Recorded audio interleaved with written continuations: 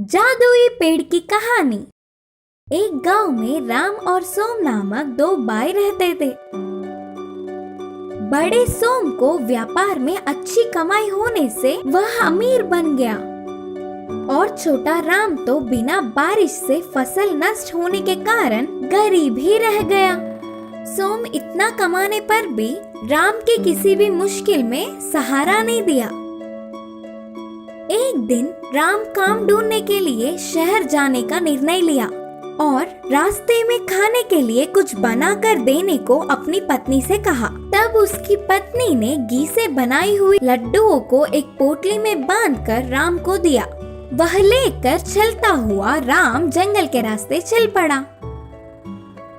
शहर में शाम तक घूमा, पर कहीं काम न मिलने पर निराश होकर पीछे मुड़ गया। घूम घूम के सफर करने पर वह बहुत ही थक गया और विश्राम करने के लिए जगह ढूंढने पर उसे नदी के पास एक पेड़ दिखा।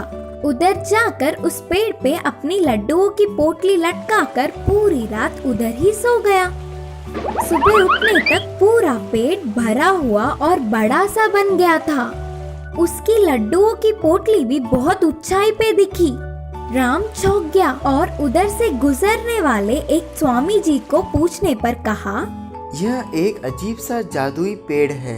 यह पेड़ पूरा दिन बड़ा रहता है और शाम को झुककर छोटा बन जाता है। वह सुनते ही राम ने शाम तक फिर से वही रहने का निर्णय लिया और नदी में थोड़ा पानी पीकर फिर से सो गया। उसी समय में जंगल में घूम रहे अच्छे वाले भूत को लड्डुओं की खुशबू आई। वह पोटली खोलकर उन लड्डुओं को खुशी से खा गया और उधर ही सोया हुआ राम के गरीब स्थिति को देख पोटली में एक डब्बा रखकर चला गया। राम के उठने तक शाम हो गई। फिर से पेड़ झुककर छोटा बन गया। लड्डू खाने अपनी पोटली को लिया और खोला तो पोटली में एक छोटा सा डब्बा दिखा और उसमें सोने के सिक्के मिले। आहा, इतने सोने के सिक्के! अब मेरी सारी मुश्किल हल हो जाएंगे। ये सब उस जादुई पेड़ की महिमा है।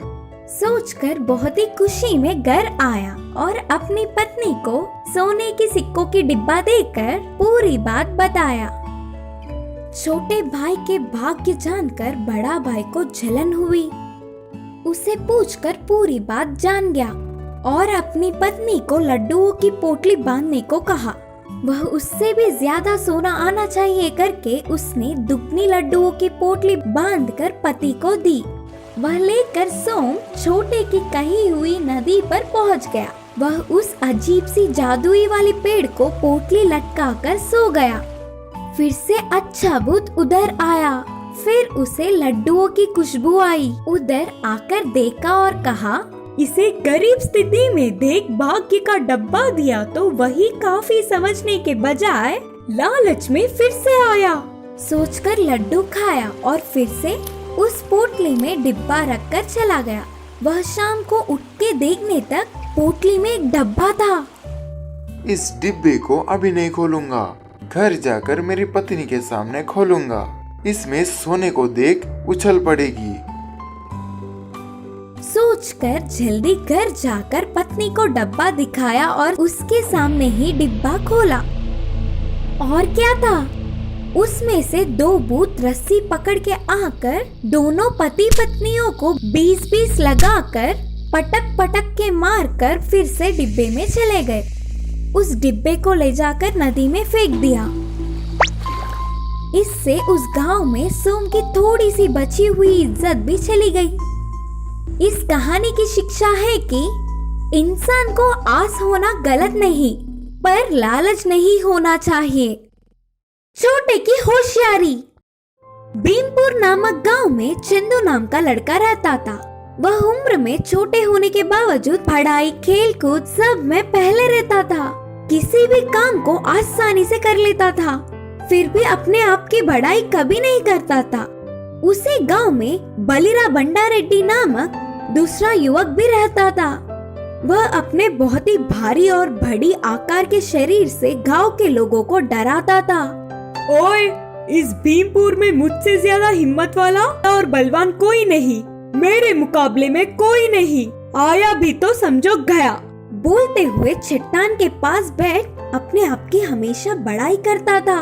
भंडा रेड्डी के हट्टे कट्टे शरीर को देख सब उसके बातों को सच मान लेते थे, लेकिन सच में तो वह बहुत ही डरपोक था। ऊपर तो ऐसे हिम्मत वाले और भलवानों की तरह बोलते हुए नाटक करता। ऐसे कुछ दिन बीत गए।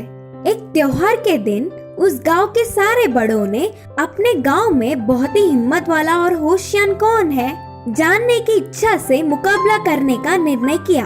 तब गांव में सबसे बड़े आदमी ने कहा, मुकाबले के अनुसार उस गांव को छूते हुए एक घने जंगल से आधी रात को चलना शुरू करना है और सुबह तक जंगल के उस पार के गांव में पहुंचना है। प्राणों को बचाकर बाहर निकलने वालों को मुकाबला जीतने पर 1 लाख का इनाम है। मुकाबले के नियमों के अनुसार इस जंगल में भाग लेने वालों को सिर्फ जंगल से ही जाना होगा। उनकी रक्षा में एक तलवार और एक भाला देके भेजेंगे। भाग लेने वालों को किसी भी प्रकार की जंगली जानवर या जहरीली जानवरों के मारने पर गांव के बड़ों या लोगों का इसके जिम्मेदार कोई भी नहीं होंगे। इस मुकाबले में भाग लेने वाले कोई भी तैयार है क्या? करके गांव के बड़े के पूछने पर प्राण खोने के डर से कोई आगे नहीं आया। इतने में बंडा रेड्डी के अकेले ही आगे आने पर सब साइलेंट हो गए। मुकाबले के लिए और कोई तैयार है क्या?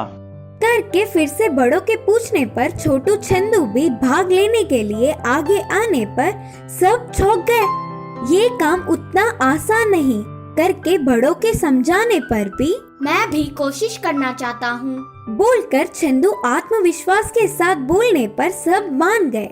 आधी रात को 12 बजे को मुकाबला शुरू हुआ।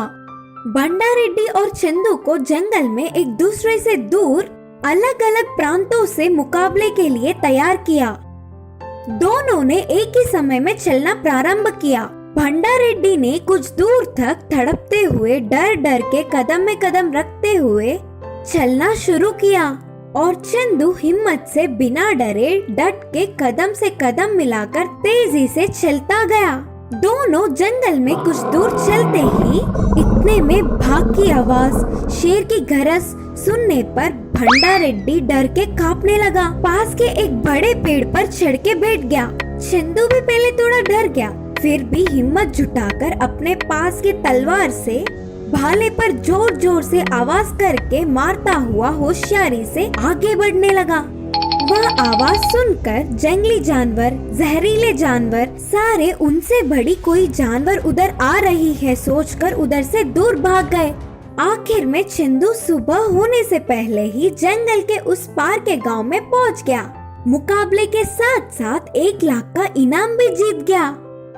फिर बंडा रेड्डी का पता नहीं क्या हुआ होगा करके गांव वाले सारे जंगल में जाकर ढूंढने पर एक पेड़ पर बैठ के कांपता हुआ चिल्लाता हुआ दिखा। उसे देख सारे गांव वाले हंसने लगे। इस कहानी की सीख है कि बल से ज्यादा हिम्मत और होशियारी से कुछ भी जीत सकते हैं। सोने की कबूतर की कहानी। एक गांव में रंगा और कांतम्मा नामक पति पत्नी रहते थे।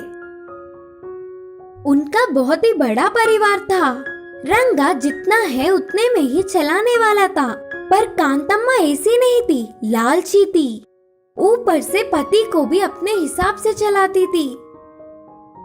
रंगा रोज गांव के पास के जंगल में जाकर लकड़ियां काटता। पूरे दिन मेहनत से काटी हुई लकड़ियों को सारे बांधकर घर ले आता और कांतम्मा उन्हें बेचकर पैसे कमाती थी। ऐसे कमाई हुए पैसों से ही परिवार चलता था। एक दिन रंगा लकड़ियों के लिए जंगल आया। उसे उधर एक जगह पर शिकारी के जाल में एक सोने की कबूतर फंसी हुई दिखी। उस कबूतर को देख रंगा को दया आई और उससे जाल से छुड़ा दिया। तब वो कबूतर ने कहा, तुमने मेरी जान बचाई है, बोलो तुम्हारे किसी भी इच्छे को पूरी करूंगी। अच्छा, तो फिर मेरी पत्नी से पूछकर मांगूंगा। कबूतर से बोलकर तेजी से घर आया। अपनी पत्नी को सोने के कबूतर को बचाने से लेकर उसके वरदान तक पूरी बात बताई। हमें अच्छा भोजन खाए हुए बहुत दिन हो गए। तुम तुरंत जाकर तरह तरह के आहार मांगो। पत्नी के कहने पर रंगा जाकर अच्छा भोजन चाहिए करके मांगा। उसकी इच्छा के अनुसार बहुत सारे तरह तरह के आहार कबूतर ने दिए। उस दिन दोनों पति पत्नी अच्छे से खाए।